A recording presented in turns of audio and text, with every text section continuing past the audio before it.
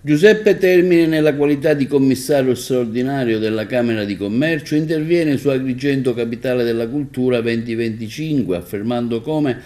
favorire la produzione culturale per incentivare l'economia locale. Questo, a nostro avviso, deve essere uno degli obiettivi legati al riconoscimento che Agrigento ha ricevuto quale Capitale della Cultura 2025. È un'occasione di importanza straordinaria, afferma il commissario Termine, per la città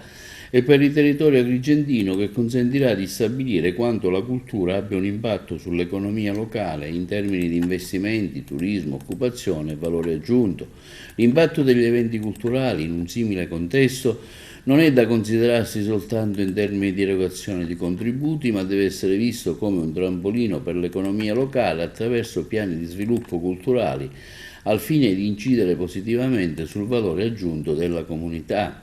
Agrigento Capitale Italiana della Cultura, continua il commissario della Camera di Commercio Termini, deve costituire il catalizzatore per innescare collaborazione a tutto campo tra i protagonisti di questa celebrazione e tra le diverse realtà istituzionali e associative.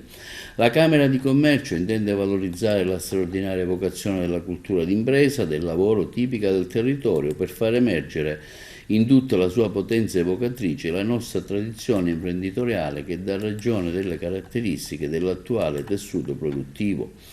In questa direzione la Camera di Commercio di Agrigento è pronta a fare la sua parte e sostenere quelle iniziative che si muovono nell'interesse di valorizzare il tessuto produttivo locale.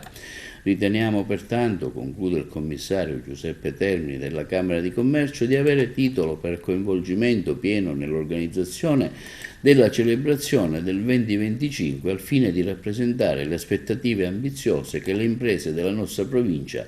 nutrono rispetto a questo irripetibile appuntamento.